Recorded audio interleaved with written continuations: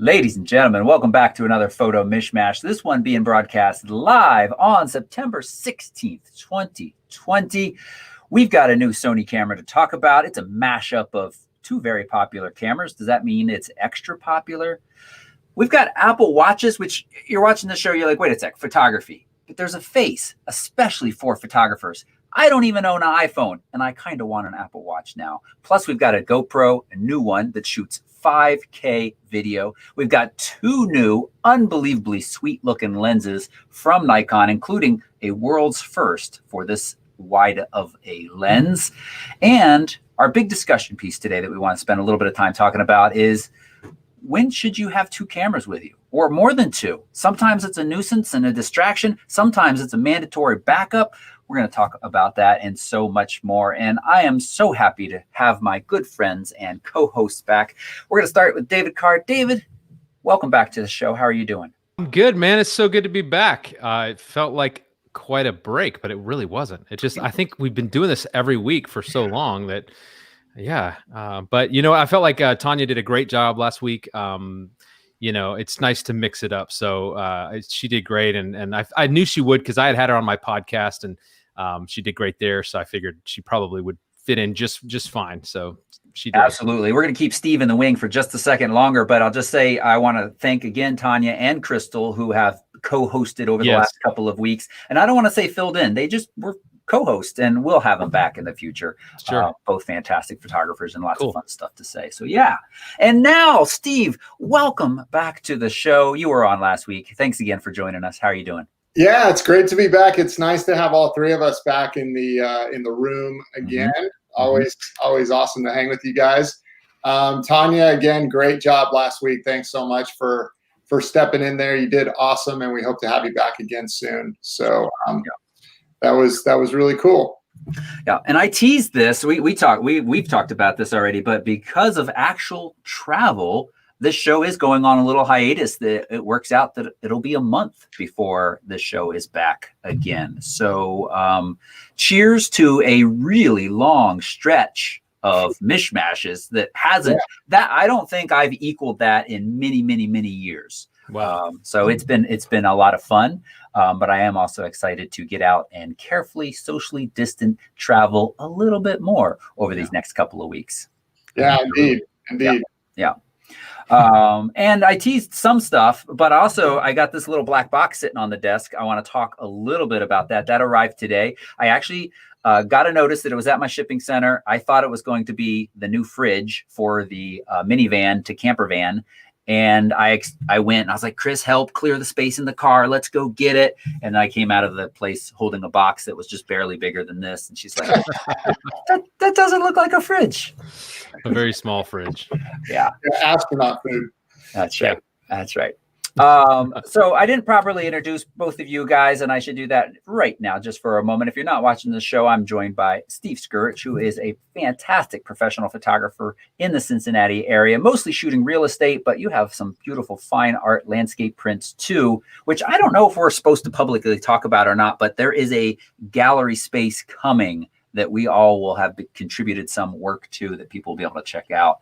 Yeah, I think knowing David, he's always marketing, so I don't think there's any problem in mentioning that that's coming. And it is awesome. I've been kind of looking at the back end of everything going on. He'll send me links here and there, and he's been doing a lot of updates and sharing that information. And it's going to be really cool. And I think that we all collectively can say that we feel very, very fortunate that they want to include us, all of us instructors that want to be included in that. And I feel very privileged to be there, and it's going to be a really, really cool thing. And it's coming together well. So yeah. David's put in a lot of hard work on that, and I see him. He's in the chat. So David, you can yell at me if I wasn't supposed to talk about the gallery space yet, but I'm excited for that. And David Carr, thank you for joining us. You are a professional photographer in the Atlanta area.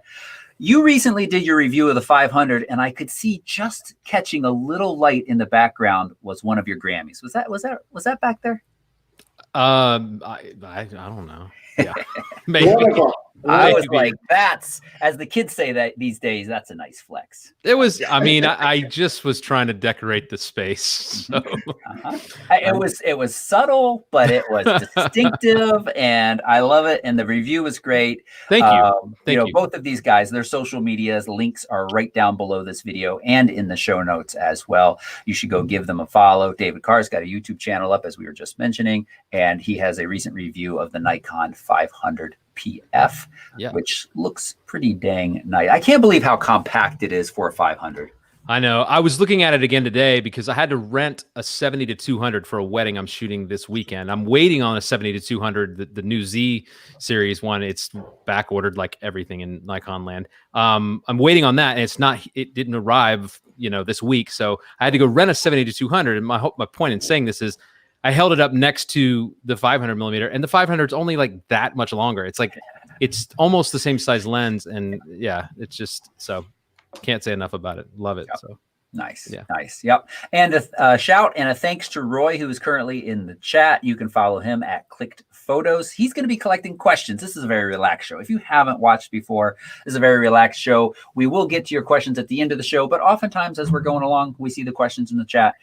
We might just stop and answer them then. So Roy, thank you for doing that. And if you're in the chat, thank you. Welcome to the show. You make it so much better. Most of you are Pen members, but if you're watching this and you're not, you should consider joining. Photorec.tv/pen is the easiest way. We're running a special for this year. I don't know. I don't want to call it the pandemic special, but as David McKay nicely put it, we all have spent a lot of this year isolated in many ways, and to have a community that you feel like you're part of, even if it's a virtual community, that has strength and value to it. And that's one of the reasons we decided to offer this more affordable price for this year. And so again, photorec.tv/pen to take advantage of that. You get access to submitting images for the show to hear direct and I was going to say critical. Constructive is the word I'm looking for. Constructive feedback on your photos, plus access to all of our videos, including new content going out every week. So it is a fantastic value, and it's something you should consider if you want to grow as a photographer. No matter where you are in your kind of trajectory as a photographer, you will learn something at this and grow. And speaking of that, kind of roll into, if you missed last week's fun discussion with Robin Hagee, she is a pet photographer in the Sacramento area. You should tune in just for the puppies, including the puppies that jumped up on her lap for part of the show, which was just awesome. In the background, there was some dog barking. She was like, "Oh, I'm so sorry." We're like, this is a show about pet photography. I think this is the most appropriate place for dogs to be barking in the background. Yeah, I was so bummed. I was planning on being on that live with you guys. I ended up having a really important shoot that needed to be done by 8 o'clock the next morning, so I didn't get to be on live. I needed that as editing time, otherwise I just wouldn't have gotten any sleep. But Robin is awesome. If you guys haven't checked her out before, do so. She was a huge inspiration in me starting my professional business. She and I actually used to be partners together in the corporate world. We both worked for Abbott, now AbbVie Pharmaceuticals together. And through a bunch of movement and that kind of stuff, she ended up, her position was dissolved, and she kind of went out and started her professional photography business. And I watched that for about 3 or 4 years before I decided to make the move and jump from the corporate world and do what she was doing. So it's just awesome how things kind of go full circle, and she's just the sweetest person. So definitely check that out. Yep. I think we'll be seeing some more of her around Penn. There's some fun discussions happening. Cool. And yeah. That's good. Kristen wants to know what people are drinking. She needs a cocktail inspiration. So Steve, you go first. You are our cocktail inspiration. I'm so sorry to let you down. This is water tonight. My wife got a big promotion today. I can't talk about it publicly too much, but she just found out this morning it's something she's been kind of going for a long time. And it doesn't involve a move or change a job or anything like that. But we're going to go out and celebrate right after this show. So, oh, excellent. Yeah. My cocktail sipping abilities for that moment. That's cool. Steve, this show's being broadcast live. You just said you couldn't talk about it publicly. Yeah, well, I'm kind of thinking a lot of people running around in her circle watching this right now. So. That's awesome. That's so great. awesome. Congratulations. Yeah, yeah. David Carr, how about you? Well, I do have a beer. I mean, it's fun. There we go. Attaboy. It's nice. 5 o'clock somewhere, and that is right here in Atlanta, GA. Where it's actually, the weather is amazing. So I was going to say hot Atlanta, but the weather has been, well, it's raining, but other than that, it's been, I don't know. I have a friend in Atlanta, and she posted on Instagram this morning, the first time I've cracked my window open since like some ungodly month ago. Yeah, it's been, other than the rain today, it's been amazing. So I'm thankful. Unlike, I know out where you guys live, the air has been terrible. I cannot believe what's happening there. So I wish you guys the best. Carr, we've been getting a lot of that West Coast fire ash and stuff. Not the ash itself, but the haziness has really coming over Cincinnati. Wow. I mean, I haven't seen it. I think the humidity is so thick here usually that that's all we see. So yeah, the humidity has really dropped here. There's virtually none. And I could look straight at the sun the other morning. I was driving in my car and I could look right at it and see the outline around the edges. Wow. No, I haven't seen it, but it's been bad. It's been really bad. I've actually had a headache. I don't have one today, and I'm not a headache guy. I don't usually have them, but I had one pretty solid for the last couple of days. The air quality was either the worst in the world or second worst, right behind Portland. It's bad. And it's supposed to, there was some hope it was going to clear up earlier this week, but it hasn't. And it looks like it'll clear up a little bit later this week. So that's what we're hoping. Hopefully so. And, I feel a little selfish just complaining about the air quality because, of course, our house is still standing and there's no fires in our vicinity. There are people with horrific stories all up and down the West Coast. So hearts go out to them. And I have to say, I think about this every time there's fire season or you've got Sally roaring, ashore. It might seem trivial, but I hope you have offsite backup of your photos because you just don't know what's going to happen. And having offsite backup at least protects those precious photos from anything that might happen to your home. Nobody cares, but I'm drinking cold brew. I thought about drinking a drink, but I might have a power tool in my hand again this afternoon. We're kind of rushing to finish the van build. So I was like, no, I don't. I'm not that good with them to begin with. I don't need a gin and tonic in me as I'm operating the saw. A table saw. Come on, what could go wrong? I like to hold my gin and tonic while I'm sliding a piece of wood through the table saw. Yeah. There's some people that can handle that. I think so I think for the first time I've felt a little bit what some people have been inspired from my channel over the last couple of years. Every once in a while I get these really nice emails that are like, wow, the way you present, you're the first I really understood, and now I'm doing this or that or this with photography, and I'm really, thank you so much. And I've been watching some of these van build and woodworking channels, and they are inspiring. And it turns out that I'm actually not that handy. We've built stuff. We've actually built stuff in the van that looks halfway decent. Good. And it's pretty cool. I can't wait to show it off. I actually kind of wanted to do an end at this tour and just take you up and show you, but it's still in disarray because we still have a little bit of painting to do.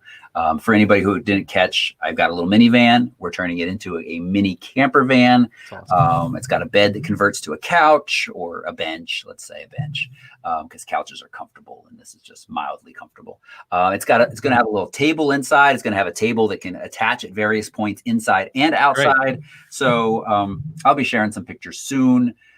We leave on the McKay RV trip to make it all the way down. We're leaving, I think, on Sunday. So cool. Sunday's when we're hitting the road. Yeah. Well, and I've been hanging out with David Carr and watching YouTube videos like you were just talking about, Toby. I literally remodeled our laundry room from top to bottom, like down to the studs. Yeah. I almost texted you yesterday, Steve, to see how that was going. I meant to do it and I got distracted, but I've been curious to know how that went. I'll send you some updated pictures. It's all done. We're just waiting on the countertops to be installed on Monday. Cool. But, That's we so hit great. the laundry room again, and it turned out great. It was awesome. That's awesome. Project.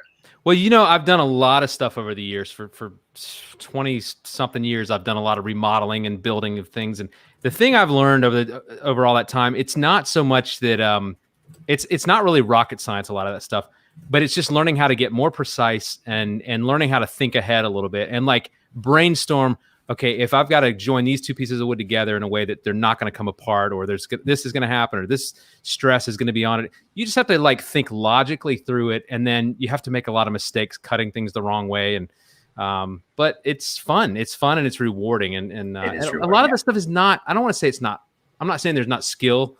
There are people who are amazing and their craftsmanship is like on another level, but a lot of the basic stuff is that. It's just having the right tools and the experience, and it's that's well said. It's true. It's not. It's oh shoot, what was I going to say? I mean, if I can do it, truly anybody can do it, and I really mean that. Yeah, that's funny. Yeah, it's great. One of the things that has helped us though is that the van's not square, of course. So none of the things that we build need to actually be square. That's right. Right. Yeah. That helps. It's helps. Art, man. We held the square up to one of the angles the other day, and it was kind of like, but we're like, well, that's how it fits. So, exactly. All right. Let's get back on task. But thanks for that chat. I like that and just sharing with that. And you know, there's a couple in the comments that Van Rec Toby. Spelled either REC or WRECK. Now, hang on there, Brian. Hang on. All right, but let's get back on task. Yesterday, a video went out on this channel, the Mindshift Gear Rotation 180 backpack, which I've been testing for the last couple of months. It's on Kickstarter, and I know some people have various opinions about that, but I'm not worried. You're not going to not get this bag. They've already met the funding goal. They've blown by it in over 24 hours, just about 24 hours. They're now double their goal. And I love the bag. I think it's a fantastic. It's not for everybody because it really best suits somebody who's on the go hiking and wants their camera to be protected and comfortable. It's a very, very comfortable bag. But while they're hiking, have easy access to the bag. There's no sling style. You don't have to sling it around and unhook anything. It's very, very quick and easy to use. Cool. So if you want more information about that, you can watch my video. If you want to go straight to their Kickstarter, because there are discounts. You know, camera bags are expensive, and the early bird discount on Kickstarter makes these pretty affordable. So that's photorec.tv/rotation180 to find out more information. When is that supposed to hit the market? So they will start shipping in November to these early backers, and I believe it will then be available in their store shortly after that. Cool. That's awesome. Yeah. And this is not a new concept. They've had earlier versions of this. I talk about this in the video a little bit. I tried the earliest version on at a trade show, I think back in 2014 or so, and it was a little janky. You know, it caught. It wasn't smooth. The bags that you had to rotate wasn't very large, so of limited use. But they really made some nice improvements. And I again, as they said, hey, let's send this to you, I was like, I think this is going to be gimmicky. It turned out to be really, really nice. It's a great idea, and I, you know, I got to see you with it in action on the last trip, and it was like, you know, I can tell it was designed well, and you know, because I think the bag thing is a dilemma for me. A lot of times, the dilemma for me is like all these little flappy straps hanging off everywhere and getting caught on things, and I go to zip it up, and there's like a strap is like caught in the zipper. And so the more streamlined or the more ergonomic for that sort of like you're hiking around, you just need to get one thing out of your bag.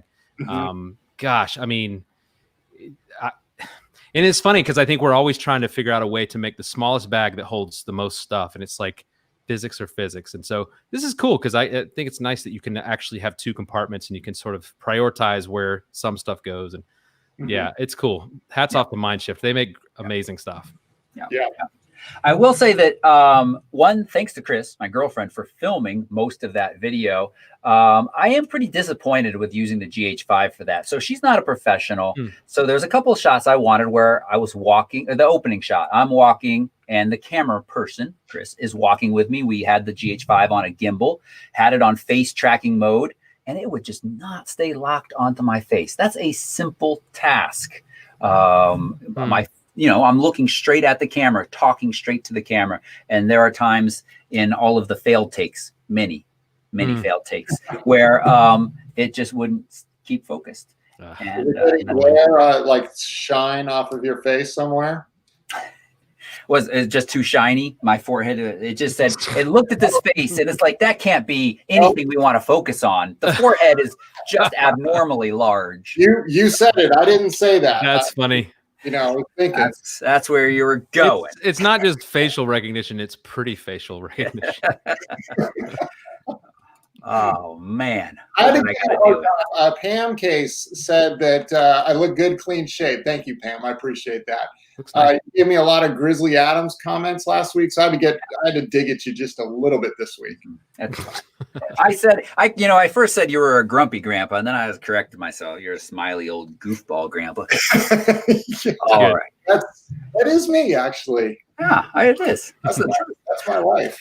Let's move on to the part of the show where we share some photos. If you're a Pen member, you submitted photos to us, we're going to give you feedback. Just a reminder, we're doing this a little bit faster because you have all been, a couple months ago, I wrote a Tuesday tip that said, take advantage of the Pen membership opportunities to get feedback on your images. And you have been doing a fantastic job of sending images in. I kind of feel like we are the first line of review when you are thinking about submitting to the Ultimate Image Review. That is the monthly image review where professional photographers sit down and give a high-level critique to the, a subset of those photos submitted each month, and pick one that receives a fantastic prize from Bay Photo. So we are the beginning of that, and we love doing that. So I got distracted. Gotta share my screen. Here we go. All right. First up, Sue Stevens has got outlandish iguana. Now, right away, I think we all see something that we would fix. Yeah. I know what you're talking about. It's like poking me in the eye. Sue, Sue, we got, and again, it would be better to do this in Photoshop, but we've got this stick right here. Unless this was like an amazing little treat that this iguana was about to snack down on or something that was really important part of the image, I think we should get rid of that. Yeah. Oh, boy. Yeah. It didn't do a great job, did it, Steve? See, this is what I don't get. Why is there blue in there? It's coming from an area to the right, but it's putting blue in there. Oh, is it on heel? Yeah, heel kind of does some funky stuff.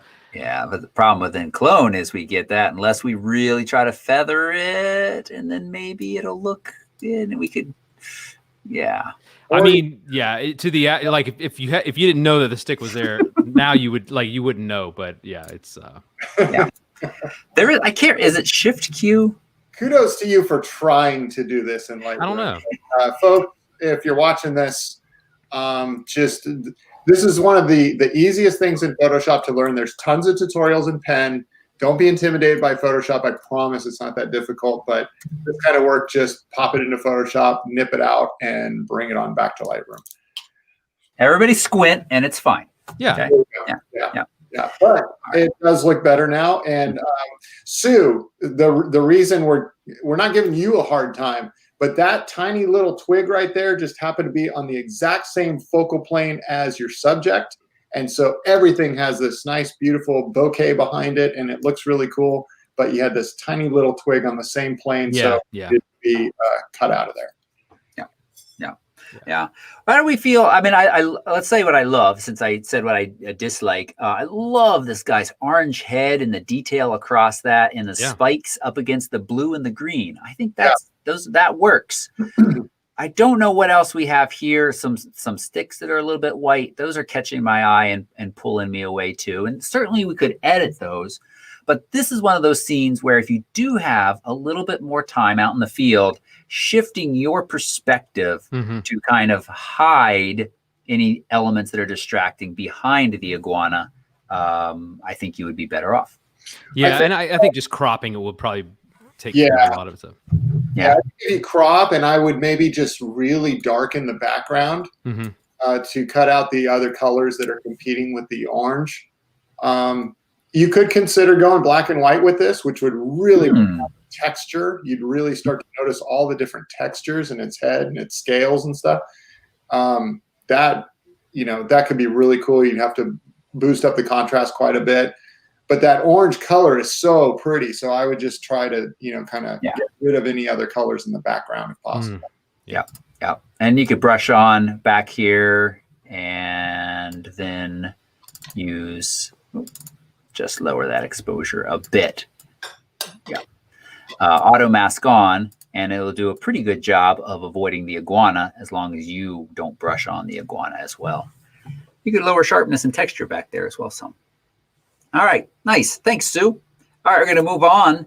This photo popped up as I was importing them today, and I thought, wait a second, did someone submit my photo? And then I looked at the name, and I was like, Jamie, we were on that Cuba trip together. We were standing side by side when we shot this young girl peering out of this doorway in Havana, Cuba. It was a cool moment. And I think you had a longer lens on than I did. I had an 85, so I was limited in how I could showcase this, but you've zoomed in. I love this. This is it tells a story. It's really cute and yet sad at the same time. It has a ton of impact for me. Yes. The only thing that I would recommend getting rid of, now there's all kinds of ways you can go with a crop. I'd love to just kind of fill the frame with that dark background and this child and be able to see the eyes peering off to the side. But if you want to keep a similar size crop in the doorway and everything, I would definitely get rid of that white column that's on the far right side because it competes so much with the subject and the clothing that's on the child and everything. So just some food for thought. It creates two elements that the eyes are drawn to, and I would get rid of that because you definitely want the viewer to be focused on what the human in the picture is doing. I agree. If I could say too, I like the dark space behind the girl, like how it just kind of goes off into darkness. And I think to me, like that has more impact than the column did. And so kind of seeing this, like you're kind of like, what does it look like in that home or where, the building that she's in. And it kind of leads you up the stairs. You're kind of like wondering, so having that, like keeping that in the crop, to me is crucial, but I agree. Just getting rid of the column. A lot of times I think we try to include a lot in our photos. And when the subject is kind of like right there and it's all about like really capitalizing on the subject and then just figuring out what space around that subject really complements it. And to me, I think you're getting to a better place there with that crop. Yeah. I'm trying to keep the top of the doorway in as kind of the framing, and it also has some, uniqueness to it. I also like this number. I think that has a little bit of a flourish to it, but I was struggling because then we're into this bit of the center column here, which is different than everything else. Yeah. Personally, I would cut out. I mean, as cool as it is to show the architecture, the story here is what's going on. And I just as a viewer, I want to get in there and see what her eyes look like and what she's looking at. Yeah. And John Mayfield made a comment that I totally agree with. Go more horizontal and then cut out. It's cool. Leave the staircase and the door on the left side, but maybe don't even show the frame on that far right side. Just that whole room, you don't even know how big it is or how small it is or what. I'm a big fan of simplicity and just making just being very intentional about what you're getting away from telling too many stories in one picture, I guess. I'm going to say you have architectural elements, you have competing light and colors and stuff. And I really like this. Yeah, me too. Yeah, it's a cool shot. Nice, Jamie. Couple of options there for cropping. Brian Scanlon has Crimson Crescent. Ooh, nice. Wow. Yeah, that looks great. So this is what we're thinking. Brian, I think probably cropped already because it looks like we got a perfect square here. This is, what we're talking about in that it seems very thoughtful and where this line of the shore water meets pebbly rock ends. It comes right off this corner very nicely. We have a little bit of a story of some other island there, and we have a little bit of a ferry boat out here. I don't know if it's. What do you guys think about those two elements? Are they? I think I think they're a little small for. I mean, they're kind of afterthoughts in a sense, in my opinion. I just think because it's a beautiful image. Like on first impact, you're like, wow, that's just okay. There's great colors and it's this beautiful setting. I would wonder if you came in from the left, just a little bit of a crop. I mean, it wouldn't be a square anymore, but just to kind of lose the little rocks on the left, and then kind of come in where that notch on that. I mean, I don't know. I'm just thinking out loud. To me, that little bit of an island or whatever that was doesn't. Yeah, to me, that starts to look a little more correct. So I would go a whole different way with this, Brian. It's kind of a hard angle for me because you've got. I almost want the leading line to just come up from the bottom and be the rocks that are going into the water, the larger rocks, and cut out the beach there. And I think that could probably work as more of a horizontal. But then I would definitely want to come up with a graduated filter from the bottom and warm up that bottom half, because there's so much blue that's being carried over into the shine on the rocks that it's just distracting me. My eyes are just constantly focused on this cold blue harsh light that's down on the rocks, and then you've got this really soft light at the top, and it's just there's too much contrast there. Yeah, I think I totally agree, but I would I'd leave some of the cool in the water, but just the rocks. Yeah, nice. Looks like actually, Brian, you had a graduated filter coming down from the top. And then I'm not sure what these little nicks are. They're catching my eye though. And at this F10, 6.5 seconds, are they dust spots? Are they weird ducks that were sitting in the water? I'm not sure how long the exposure was. Yeah, I'm surprised it's 6.5 seconds. I think if you take the shot again or something similar to it, I would stick more with, a second and a half, couple seconds. Because you go too long, especially with the ocean that's constantly moving in and out, it gets this fog, this like really strange sort of fog look to it, and it takes away. There's no motion whatsoever. It's just this foggy sort of water. And if you just do a second and a half, and something that's moving, maybe a little longer if it's a lake and it's just not much is going on, you can smooth things out, but it doesn't. It still shows a little bit of motion around rocks and still objects. Yeah. So I just used a quick luminance mask to peel kind of that warmth off of the water and mostly leave it on the rocks. Some fine tuning there, but it's just that easy, folks. So I just said limit it to the darker regions of the image, and you can see the red showing that, and the areas that are faintly red are just barely having that mask applied. Nice. Thanks, Brian. Diane Frankenfield's got Autumn Swift River. Cool place. Beautiful. What if we come in? Yeah, definitely. You don't really need that because you're not showing much on that left side. If you had the whole shoreline or something, it might be a different story. But yeah, I like that. Yeah, it gets a little tight. It feels a little tight, but that's. I would love to see it just really. I'd come down from the top too, because see the little blue, cool areas that are poking through the trees. I just come down below that, keep it all warm, and then I'd really punch it up with some contrast and some vibrance and probably some dehazing. It looks a little hazy to me. Yeah, that's nice. Yeah, and then Diane, you can play in the hue and saturation panels here. These oranges and yellows are quite nice, but you could play around a little bit more and see if you get something like we've got some leaves a little past their prime here. You could see if you could shift those back towards a little bit more of a fun color. Maybe punch up the green even a little bit. Yeah. Let's shift the green towards the green and then punch up its saturation as well. Nice. It does seem a little soft, Diane. ISO 1078 f5.6.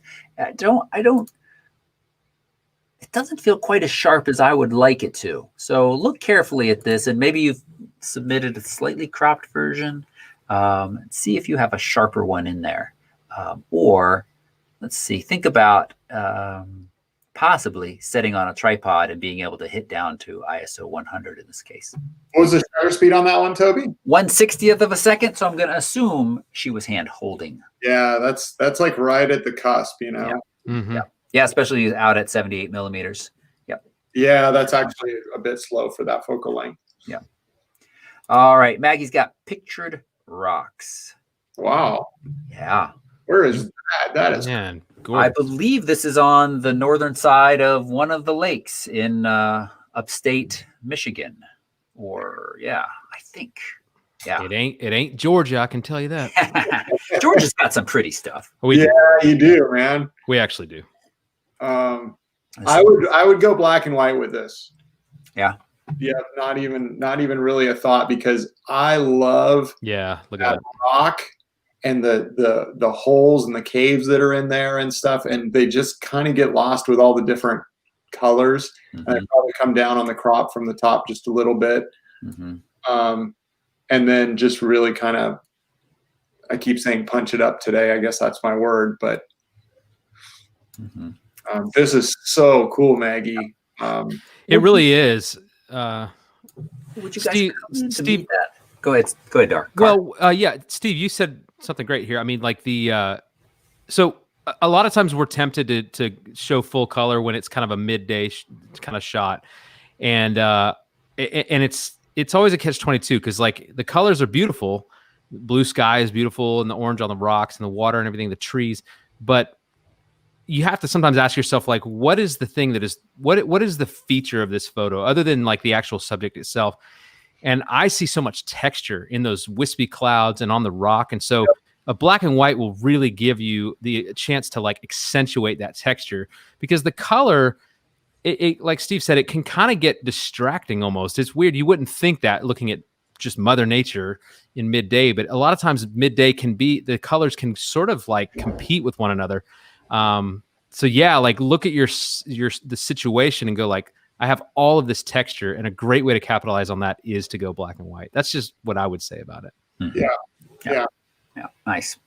All right. Thanks, Maggie. Mike's got two, and I'm pretty sure I know which one is the one he wanted, because he said I submitted a reworked one.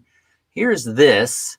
I see he's got like, there's little security cameras up there on that Vista house, and in this one he's taken, well, at least that one, it seems like it's out. Brightened up the structure. Yeah. So I think this is his finished one. I like, Mike, yours, the file names look similar to mine after I've been, in a couple of different programs here. We got edit to, edit to. But yes, let's talk about this one. This is NeoWise. This is over the Vista House in just above the Columbia River Gorge outside of Portland, Oregon. And it's got a really nice comet shot there with that curve to the comet. This is a cool shot. I love this. I like what he did, brightening up the structure a bit. Mm-hmm. I would maybe consider toning down some of the saturation, or at least the oranges and the yellows, just to make that structure just a little bit. And this might be the way it looks, but just tone down just a hair. Mm-hmm. And I don't know what else to say, Mike. This is a great shot. I like the way it's all straight and the angles are right, and the comet is just totally cool. And yeah, I think he got a great picture here. Yeah, I just because I noticed it on the other shot, the security cameras, you could clean those up, take them out, or it looks like you've done that over here, but we've ended up with just kind of a dark smudge. You might just, clone from over here a little bit and clean that up. You certainly could leave those as if you want the true reality of the scene. I think that would be fine. No, I guess no straight. It feels like it's leaning left just the smallest amount. But if that's just me, then I'm going to say it's great. I don't have anything else to add. Maybe. I mean, you could go in with guided transform and you could just draw perpendicular lines. on that building. Just, use that middle balcony as the horizontal, and then just go straight up and down on something that you want to be straight up and down. Yeah, I was also going to say maybe I would crop in from the right just a touch, but you want to equalize the amount of room on the left and the right.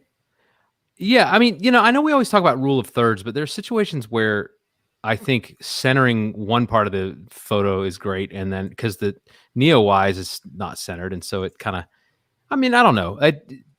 I just like to play around with a crop for a long time until I figure out like. That's a good call, Carr. I like it centered like that. I think that looks really good. Yeah, well, it just felt like there was a lot of dark space off to the right that just didn't quite need to be there. Yeah, so it's such a symmetrical structure as it is. So having it like perfectly in the center with the little, the kind of center line, which he's a little bit off to the right of the center line, but that's not a big deal to me. I don't know. I just think it looks nice. Mm-hmm. Yeah, and I just threw a graduated filter. I like the center too. I threw a radial filter over here and just brought the shadows up real quick, just to kind of so it doesn't disappear into nothing. We still have a little bit of that edge there. Yeah, it's great. It's nice. Nice job, Mike. Eric Anderson's got Mount Roland, Tasmania, and Eric's shown us enough pictures now that one, Eric, great job. Two, why haven't we done a McKay trip to Tasmania yet? Man, holy cow, this is killer. Yeah, that's spectacular. Yeah, and Tasmania is awesome. We do need to go there. Yeah, very, very nice. Just real quick to address Tanya's question, she said, where's the golden ratio tool? In Lightroom, you keep pressing the O key and it will go through when you're in the crop mode. It will go through the different overlays, and one of them, here we go, computer, will show you the golden ratio tool. I did not know that. Yeah. Good. So, yeah. I don't have anything for this. This is beautiful. Maybe you could take out this little swan catching my eye, or goose over here. He's by himself. He's white. He's catching the light, but all the rest of them, they all kind of belong. Yeah, everything looks really intentional to me. Seeing it on a small screen, I don't know, man. It looks really great. Yep. I think if I was working this up for myself, it kind of depends on how much of the legit scene do you want to keep in there, or how much do you want to create a piece of art for yourself. And if I was going to put it on my wall or something like that, I would work on it. That's not to say that it needs the work, but yes, I would take that. Okay. Yeah. There, because, that's just a bright spot out back there that just doesn't need to be there if you're wanting to create a nice piece of art for your wall, and that's just going to stick out like a sore thumb in a large print. And then, on the lower left, there's a little piece of water that's right before the main pond, and I'm a little split on that, whether or not I would take that out, but I'd at least kind of experiment with it out and just see, how that looks. You could play around with some crops. You could use those trees as your leading line down in the left corner, going into that, and kind of crop out the blue part of the sky, and just the whole tone of the scene is going to change. If you do that, it'll just be no, I wouldn't come down. Oh, what are you saying? The clouds are awesome. Yeah. I'd come from the left. Use those trees as your leading line, so almost crop out that sort of mangy looking tree. Just kind of start there and then come up from the bottom as a consideration, that little fence line right there. Yeah. And I was going to say kind of crop some of the blue out of the sky there, but I don't know. I would just play around with it. I don't want to waste everybody's time right now, but this is something that I think would be worthy of really playing around with and considering printing as something large to put on a wall in your house. Most definitely. Yep.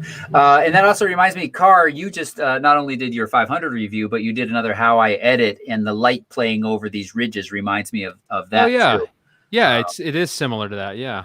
So if you want to see a gorgeous shot from Glacier that Carr makes even better in Lightroom and Photoshop work, go check that out on his channel. Thanks, Toby. Yep. Appreciate All right. And now we're going to finish with this interesting photo from Pam, which it looks, Pam, like you use the auto panorama mode in your camera, I hope, although you have been known to send us iPhone pictures, which I'm not going to disallow.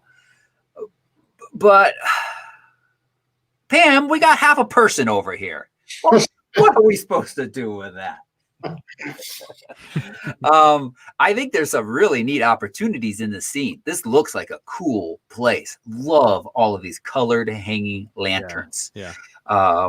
And you know, honestly, the panorama shows just the sheer kind of coverage of them across this.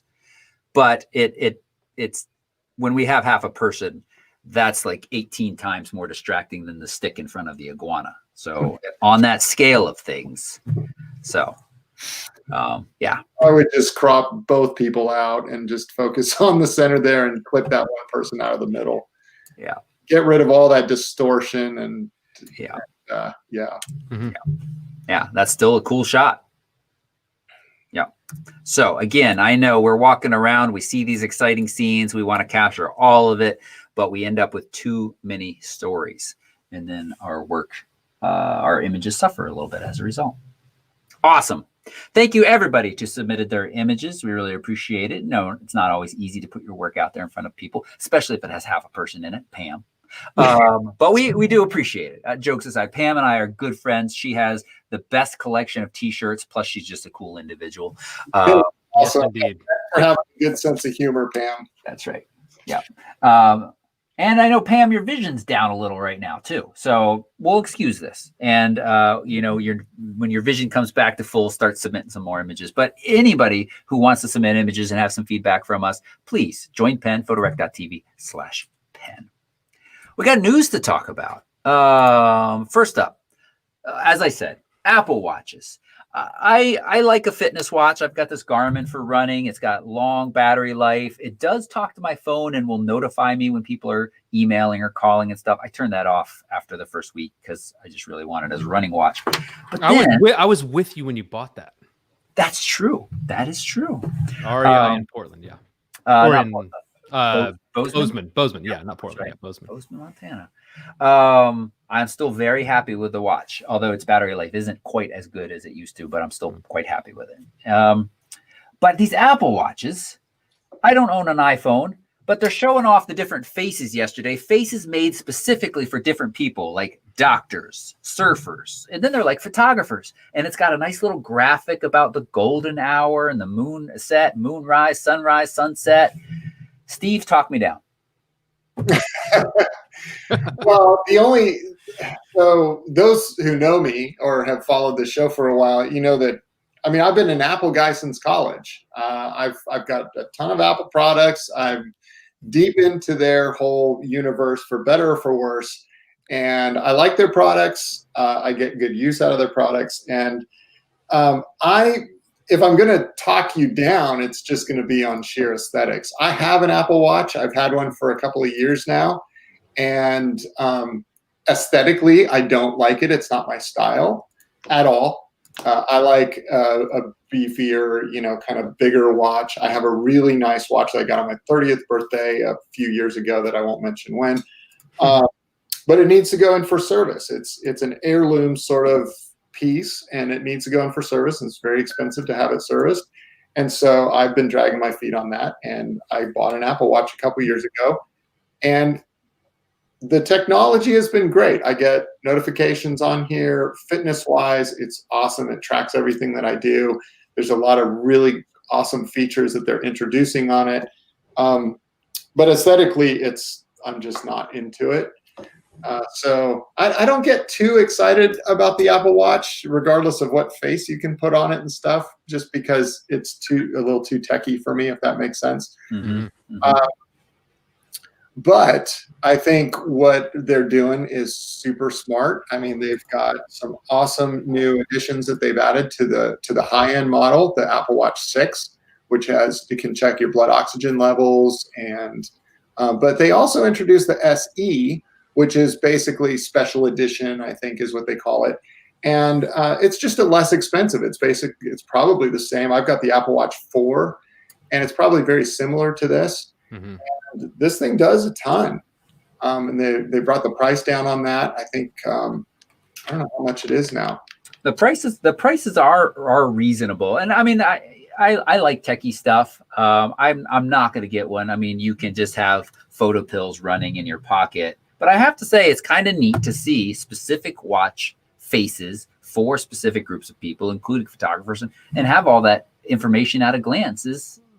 It's kind of nice. I mean, that's why they sell one. No, I mean, and that is one of the great things about having technology as a watch is, especially with a company like Apple, is the longer you have it, the better it gets. Now, there's a point where they just stop supporting older products, but that longevity is kind of increasing, it seems, every year. Yeah, I agree. Which is awesome. It's great to see that. And so, they keep introducing new things, and the watch does get better and better, which is really cool.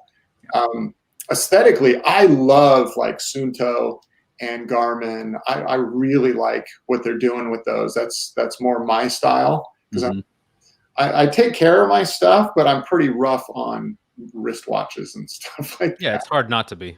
Yeah. And but this thing, it survived a whole laundry room remodel. Skim and drywall and all, so I got to hand it to it. That's cool. Nice. Takes a licking and keeps on ticking. Nice, good. All right, and I mean, related, we're just going to breeze over it. The new iPad Airs embracing USB-C. Look again, for those of you who are in the world of editing photos on iPads, these look like a nice step forward. In fact, they highlighted the developers from Pixelmator Pro, which the Pixelmator Pro developers highlighted their new kind of like super res zoom in, and similar to kind of Topaz, the gigapixel stuff, where it enhances your images as you zoom in or as you crop even. So that looks impressive.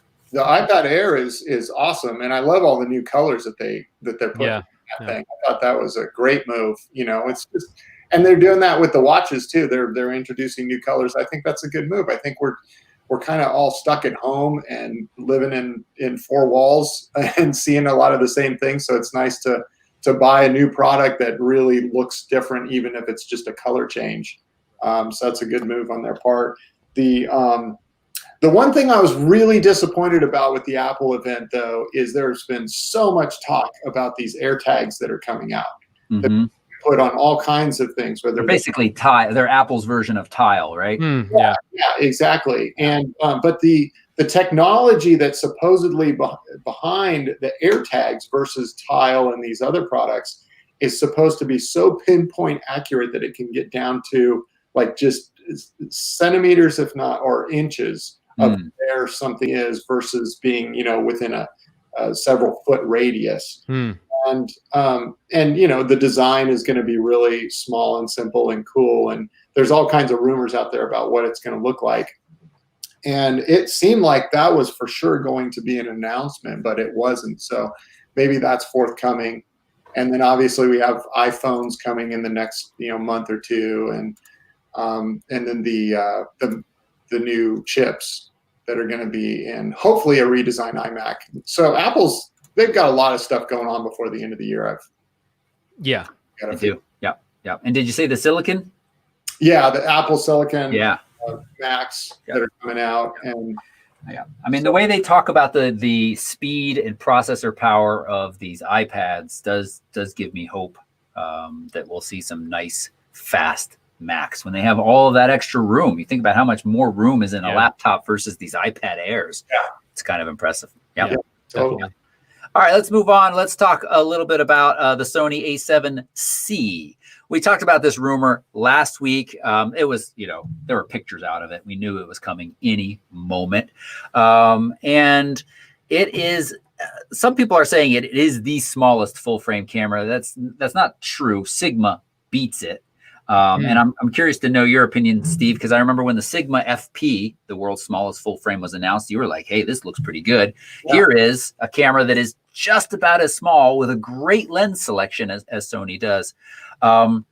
It's that kind of rangefinder look. It's a mashup, if we can use that term, to take kind of their APS-C line, their A6000 line body, and their A7 III and on up line, put them together, kind of keep that same size of the A7. Actually, it's really mostly the A6000 line with a full frame sensor inside.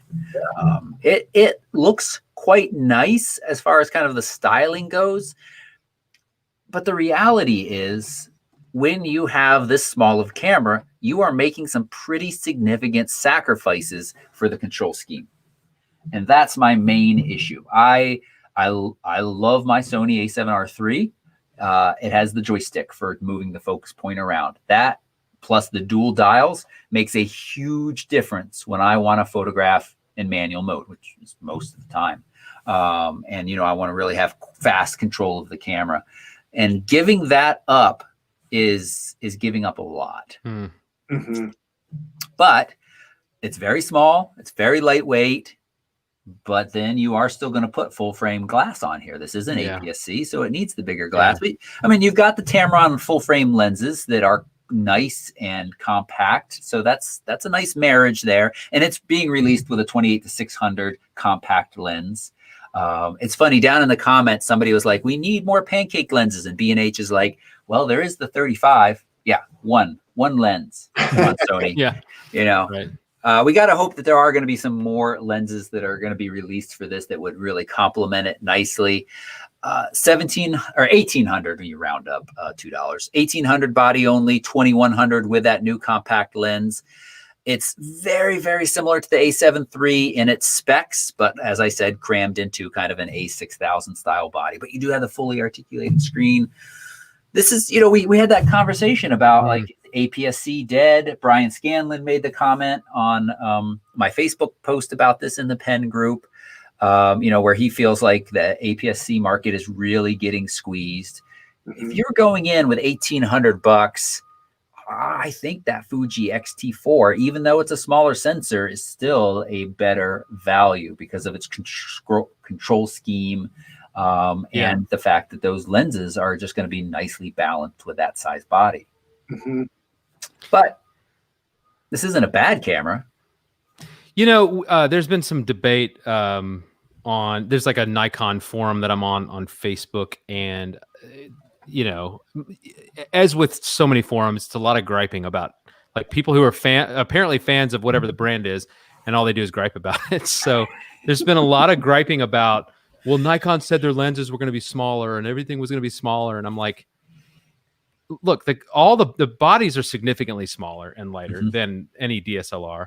Some of the lenses are way smaller and lighter. Some are larger or the same size. It's all like a give and take. But like, we're not like, I think sometimes we oversell the whole like small and light thing when we talk about mirrorless cameras.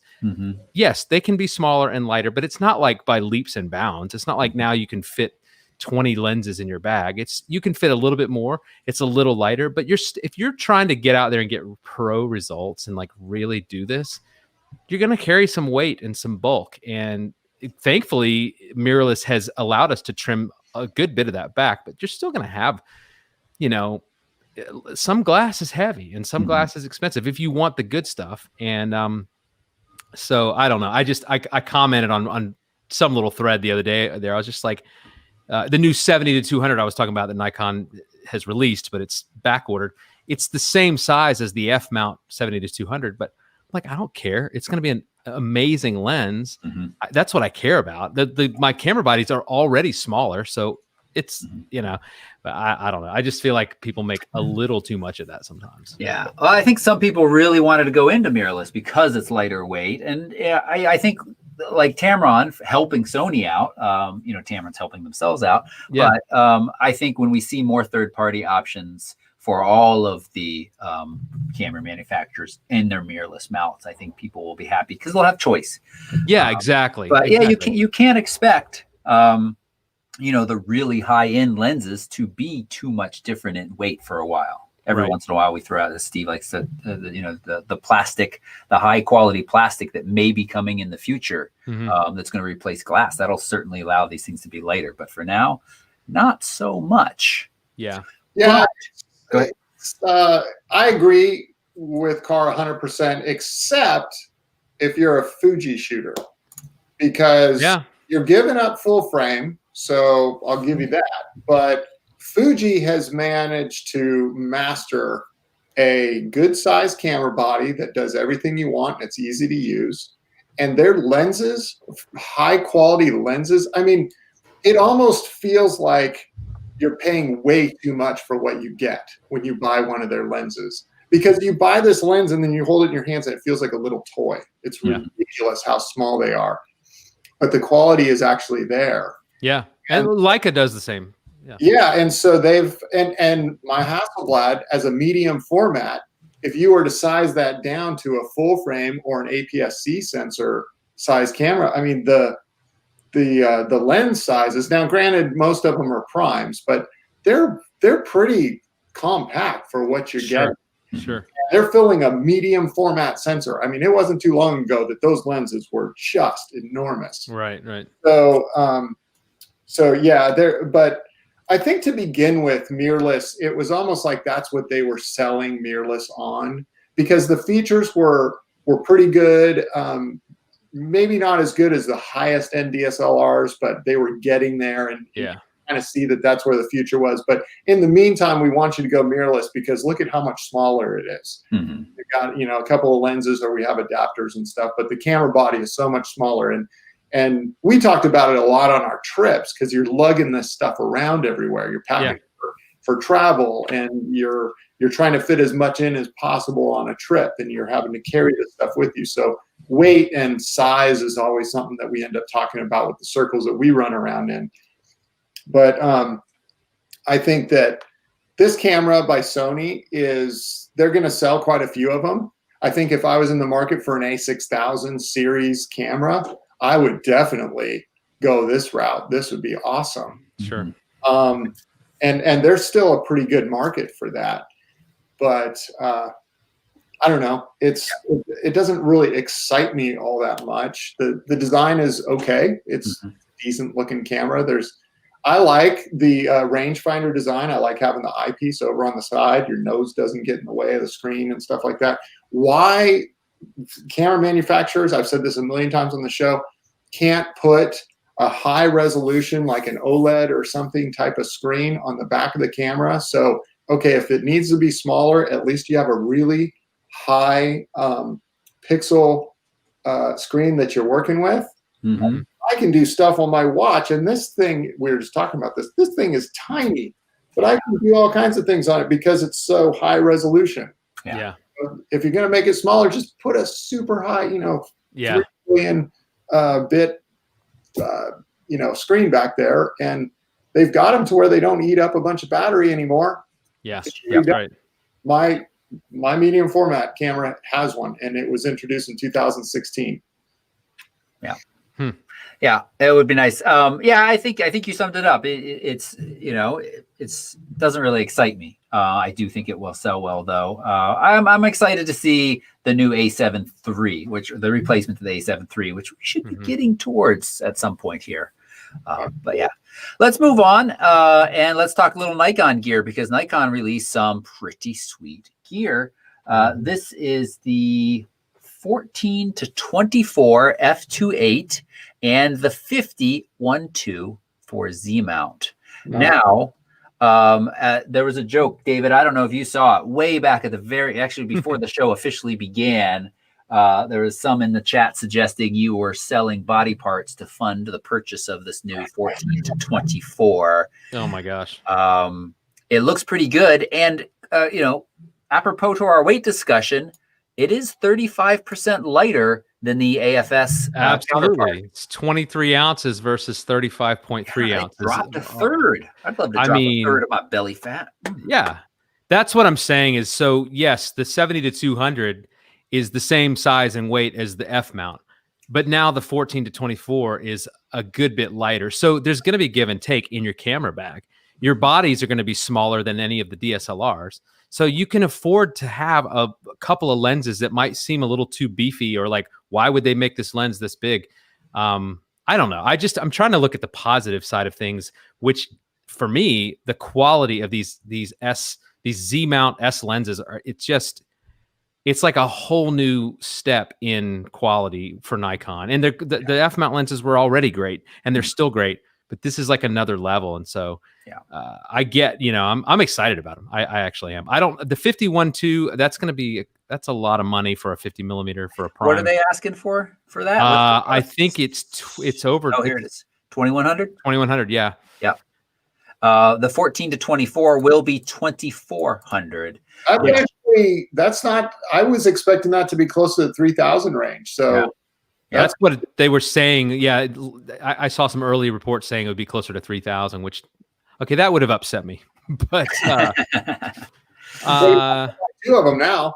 Yeah, exactly. Yeah, now, I have the 14 to 30 f4 Nikon for the Z mount, and it's small and light, and it actually does a really great job. So I know I'm going to want this 14 to 24 at some point, but I'm not feeling like a longing for like, oh my gosh, I need the extra stops of light or any of that. But, there's a thing about like if you're trying to do things on a pro level, like it's your job and or you've got the money to spend on, you just really try to do things on a pro level, whether it's as a hobbyist or as a career. There's something about having what is considered to be the top of the line gear, like the best thing that Nikon has to offer, the best thing that Sony, the best thing Canon, whoever has to offer. It's not so much to say that like you're going to get like monumentally better results than the sort of lesser than options, but I don't know. It's like you don't want to feel like you're selling yourself short, and so a lot of it's psychological. But I just think this lens, this 14 to 24, being able to take filters finally, on the front, and they've got the you can put the gels in the back element. It's hard to see here, but there are little filter threads. That's nice. Now they're big filters, but it's still going to accept them, and that's huge. That's huge because I had the 14 to 24 f mount and I loved it, but I could get an ND filter, but it was this big Lee contraption you had to put on there, and that was more stuff you had to take in your camera bag. So now this will be, I don't know. I think it's just going to hit the sweet spot. The price is high, but you know what? Everything's expensive now. It's just they are. I mean, Sony's, as you said, Steve, Sony's 12 to 24 is almost $3,000. Usually the super wides at f2.8 are usually right around that $3,000 mark, at least to begin with. Yeah, exactly. Well, the F mount was $1,800. I mean, I think they've reduced it now, but it was an $1,800 lens. So this is $500 more to get a lens that's just more capable. So, And last thing, real quick, before we get to our discussion and start to wrap this show up, new GoPro Hero 9. We're up to 9. And I teased this in the show notes. Steve, it has a feature you'll love. It's got a front-facing LCD screen now, perfect for your selfies. Toby knows that I need that, man. I kind of made fun of it over the years. I was the world's worst selfie taker ever. And then I just kind of started to have some fun with it. So Toby and I have a whole library of great selfies together where you see one of my eyeballs and like his forehead. Yeah. Both about the same size. This actually has some really nice features, but it's pricey. Real quick, 5K shoot video, and you'll be like, well, all right, do I want 5K video? It allows you to crop a little bit. So the downside to most GoPro video is it's very wide. So you're shooting something epic. If it's not right in your face, it's going to seem pretty small and less epic. And yes, these are great for kind of action sports, but the reality is so many people use them to kind of document what they're doing and walking around. And so having 5K video allow you to crop in a little bit to 4K or even all the way down to 1080. That's actually a lot of zoom without losing quality. Is pretty nice. It is pricey, $550. But here's a little tip for you. If you join GoPro's monthly subscription service, where they'll automatically slurp the content off there for you and store it in the cloud, I think it's like $13 a month. Just join for 1 month. They'll knock $100 off the price, and then you can cancel. So is the price that we're looking at on the screen says $450? Is that price with the subscription? Oh, what did I say? 500? 550. Oh, I'm sorry. No, 450 is the starting price. They'll knock 100 off of that if you were part of their subscription service. Cool. You got to buy direct from them. You can't buy on B&H, as I'm showing. The hyper smooth stabilization. Gordon Lang, great camera reviewer, really nice guy. He's got a clip of him running with it. It's super smooth, really, really smooth. So there, I rarely ever recommend upgrading from one model of anything to the very next model. Usually the improvements are pretty minor and they have to be specific to something you need for me to recommend that. And that's especially true with GoPros. I think you can usually skip a model or two and not really be missing out on much. I've got the 7. This has a lot of nice features, but I probably won't be upgrading because the 7 does what I need it. How much better do I need it? Not that much better, but it does have some nice features. All right. Let's talk a minute about dual cameras. I've been thinking about this lately because I've been shooting a lot of astrophotography, either star trails or time lapses. And as my one camera that I brought with me on a couple of these trips is ticking away, I'm sitting there twiddling my thumbs, or in the case of the couple weekends ago at Adam Lake, literally shivering to death. No, not literally, because I'm still alive, but that was cold. I was so cold. And so I thought, well, why don't I have a second camera with me now? And so there are times where I think it's important, but then there are times where I think it's a distraction. There are times where I think it's almost mandatory. And I thought we should talk a little bit about that. Yeah. I'll start with the mandatory. And David Carr, I think you'll agree with me.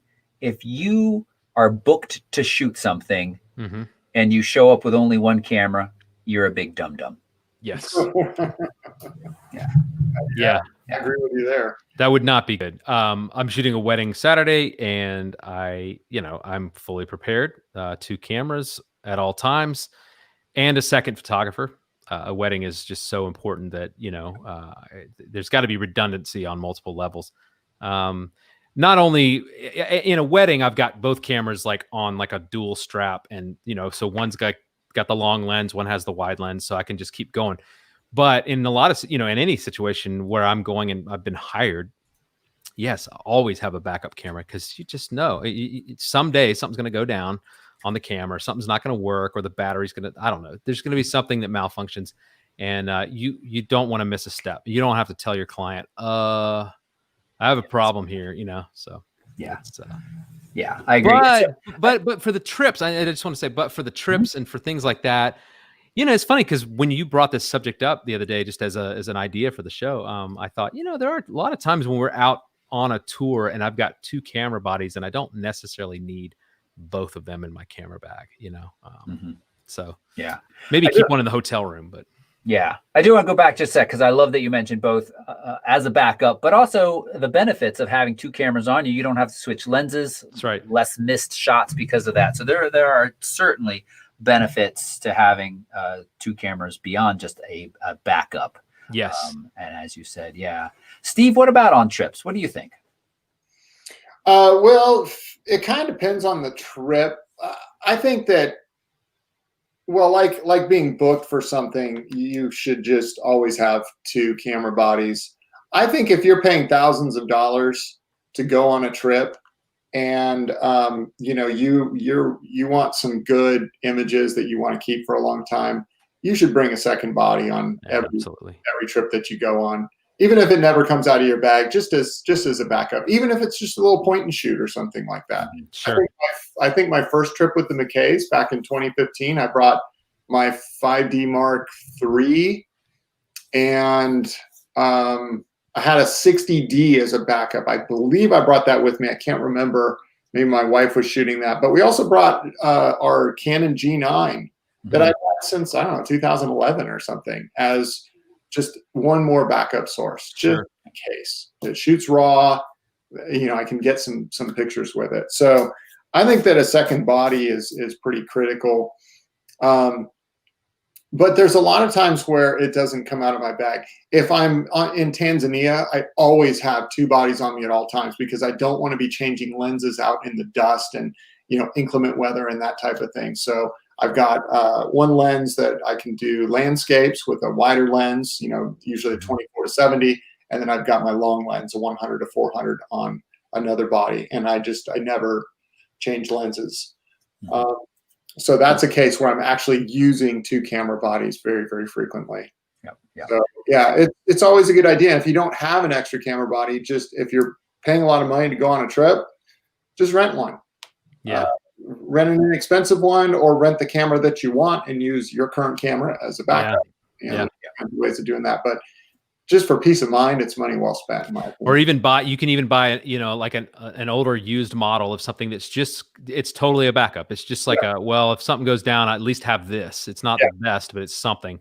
I think that's good advice. And there's a thing too. I mean, a lot of times I think we're trying to figure out ways to shed as much gear as possible, and like, oh, maybe I don't need this, maybe I don't need that. And Toby, I know you it was a trip a while back, you were kind of dealing with that dilemma of like, I'm just going to try to take one camera with me, or one camera, one lens or something. And I get it, because like I want, sometimes there's like this nostalgic thing about like, oh, I just have the one camera and the one lens or whatever. But you have to like think ahead of like the type of trip you're going to be on, the situations you might find yourself in. If it is a situation where you're going to see wildlife, most likely, then you're going to need the gear for that, as well as the landscapes. And but if it's a trip where you're probably just going to see kind of landscapes for the most part, I guess the point I want to make is like, just if you're into photography and you love it and you really want to get out there and make good images, sometimes you're just going to have to schlep a lot of gear around to really give yourself the best chance of getting those shots. It's just like editing. We talk about this all the time. Like, people complain that something is a pain or it takes a long time or something. It's like, well, yeah, first of all, the more you do it, the easier it is. But yeah, it might take a while, but you can do it. I mean, what's the alternative? You don't have Photoshop. I mean, I think I don't know, it's probably just good life advice, right? You want to produce something good, it's going to take hard work and discipline and practice and carrying things around and taking the extra shot and doing the imports and spending time learning Photoshop. And so, these things don't just pop up and you're just an expert at them, or the camera gear just weighs nothing and you can get these incredible shots. And I just say, we speak from experience needing backups. On many major trips, we've seen a camera fail for part of the trip and then come back to life. So it happens, absolutely. And I'd say, are there any times you guys would say that a second camera is a distraction? Oh yeah, I think there are times when, I'm trying to think of like a good example of that. I think, again, every situation can be different, but there might be situations where you're just like, that you can get, like, if you're just walking around the streets of some city, and your hotel's right down the road, and you're not like going off on like a long jaunt all day. You can sometimes overthink the gear, and I've been very guilty of this. And I did this in Tanzania, actually, which that wasn't streets and stuff, but it was a thing about like, I was so concerned about having the right lens for the right moment. And sometimes it's like, just take the shots, just take what you have and make the most of it. And so I do think sometimes we can have too many options, and then we're second guessing the whole time. Like, oh, I should have put this lens on instead of that one. Oh, I should have used this body instead of that one. And instead of just taking photos. If you're kind of starting out, or you're new to tours and stuff like that, like, get a second body, but just make sure you know how to use it and it's kind of dialed in and set up for you. And then just put it away as your backup. We see people all the time, David, to your point, who just bring a million different lenses and different camera bodies and stuff, and they want to get a shot with their crop sensor, and they want to get a shot with this one, and they want to try this lens on that camera and that lens on that camera. And as a result, you end up spending half your time just fiddling with your camera gear, and you're not learning how to use what you have right in front of you. There was a period of time right after I bought my medium format camera, I really wanted to spend time with it and get to know how it worked, and using it a lot. And so I went on a few trips, and I did bring a backup body, but I just left it in my bag. And I just took that one camera and one prime lens. That's all I could afford when I got that thing. And just made myself just shoot that one lens for probably 4 or 5 trips. And it was extremely refreshing when I got used to doing that. It's I cool. took more panos than I usually do because sometimes there'd just be a waterfall and I couldn't get it with a 45mm lens. So I'd shoot pano and stitch it together. It taught me how to work with panos a lot better. It taught me to think about them more, and also taught me to just zoom, use my body to zoom in and go wide. And I think it helps you have an artist eye versus technical, like you're always just thinking about gear and numbers. You're okay, well, here's what I have to work with and here's what's around me. How can I capitalize on that the most? I know I'm not going to get a shot of this bird in a tree with a 45mm lens. So that's just not even an option at this point. So I'm not even going to think about that. But I will say this, and I think part of what prompted me to want to get a long lens like the 500mm was I felt like there were so many situations on a trip where that was my Achilles heel, was not having the reach. It's just like I always wanted more reach, and then then you get into editing the photo that you took with a 70-200, and you're like cropping way in, and it's like I think there's a lot to be said for that. Like for anybody who travels and wants to get out and do that kind of thing, like you might actually save yourself money in the long run by having a lens that can get the reach you want versus trying to get multiple bodies and lenses and then multiple, like you have to have this super high megapixel camera so you can crop in, and like sometimes you can actually cut a lot of that fluff out by just having the stuff that gets the shots you want right there. So. Nice. Yeah, I agree. I just the Steve, you brought up kind of the fiddling, see people like fiddling with gear. It's happened to me personally where I get to a location, I've got two cameras, I want to set up a time lapse, but I also want to capture the epic photos. And most of the time when I rush to set up a time lapse, it ends up not being even worth it. Like there was foreground stuff I missed and stuff, and I go and get my epic photos, but I'm like, why'd I bother setting that time lapse up? And so you just really focus on one, doing it right instead of spreading yourself thin, but having that backup. Yeah. Yeah. All right. Let's answer a couple of questions. Nicholas wants to know, will we test the Fuji 50mm f1? I mean, I'd love to get the XT4 in here. I did test the XT3. I loved it. I haven't put my hands on other than like on a trip, somebody's XT4 for a few minutes. It is a lovely, lovely camera. I don't think I'll be testing the 50 anytime soon, but it looks nice. Looks very nice. We should have Brian Scanlon chime in with thoughts on that maybe next week. Or no, I don't know. Next show. No, we got a little break. Yeah. Yeah. Sarah wants to know, what's the best camera for, ready for this, guys, sports photography, landscape, and portrait photography? Oh, God. I know. No budget. Sarah, without a budget, email me. Toby@photorec.tv. Tell me your budget. I'd be happy to recommend some cameras to you. That's just a wide open question. Yeah.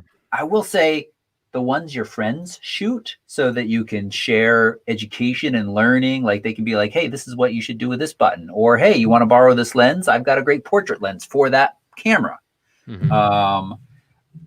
But there really aren't too many bad choices today. You just want to make sure if you are doing sports with faster action that you get a camera with a very capable autofocus system and a slightly higher burst rate.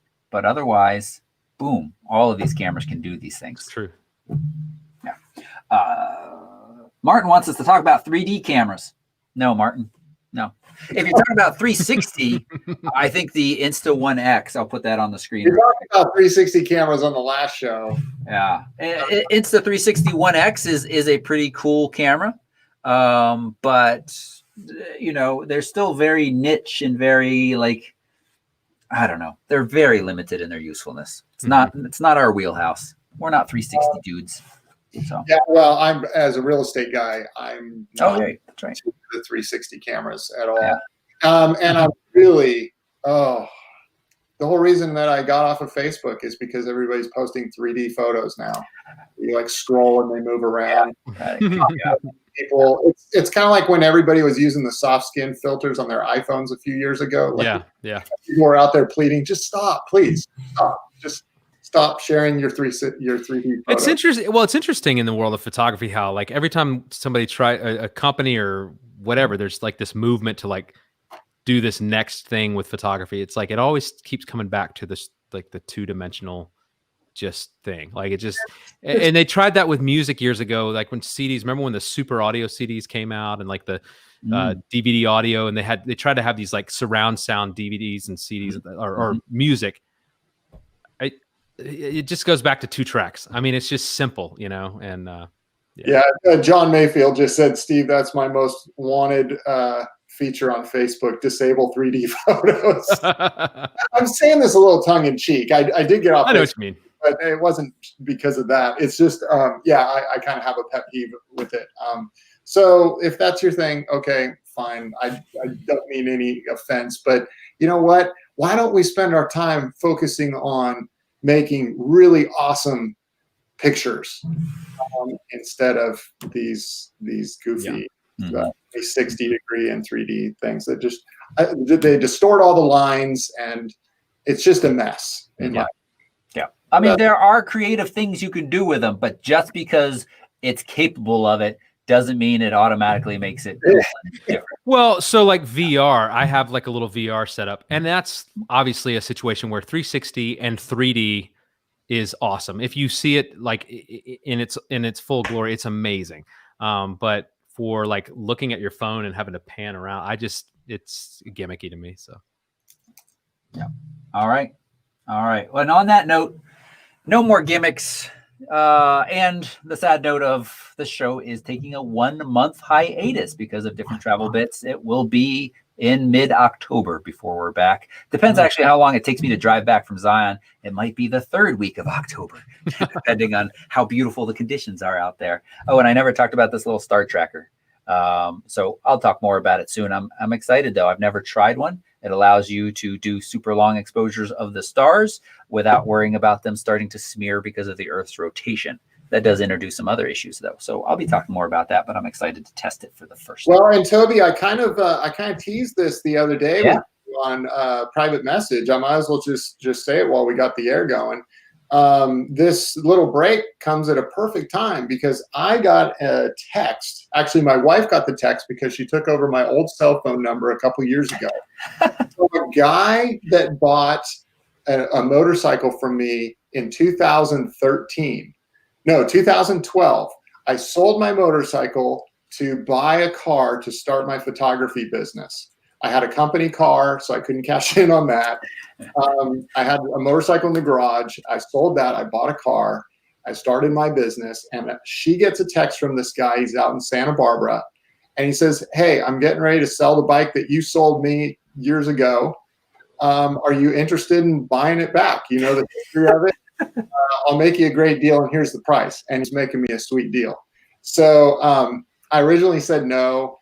And then I kind of thought about it some more, and I wrote him back and I said, I'm all in.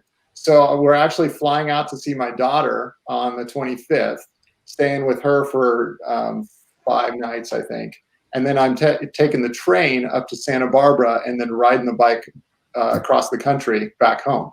Awesome. That's awesome. I plan on bringing my camera and taking, just some really cool road shots and stuff. But you're going to take a backup camera and some other lenses? Yeah. And a 360. Can you take some 360 shots? Yeah, this is definitely a case where you can only pack so much on the bike. Right. I'm well used to that. I've done a lot of riding all over the country. Cool. But yeah, so that's going to be great. That's great. Awesome. Yeah, so I'll see you out on the road. Maybe I'll pass by you in Zion. That's good. Yeah, shoot us I want to know the dates you're out on the road. I'm excited for that. There's 1 of 2 routes I'm going to take. I'm either going north or south, and I've done both of them before. But I'd like to avoid all the deserts and stuff if I can, and go through the Rockies in the fall. I think would be beautiful if the weather's going to cooperate. So I'll let you know what my route's going to be. Awesome. Cool. Looking forward to that, Steve. Sounds good. Steve and David, thank you guys both so much. As I said, anybody still watching, give the show a thumbs up and go follow these guys on social media. It's a nice way to thank them for their time. Chat room, thank you for hanging out with us. You make the show better. Appreciate it. If you're watching and you're not a PEN member, you should seriously consider joining photorec.tv/PEN. We will see you again sometime this year still. Bye-bye, everybody.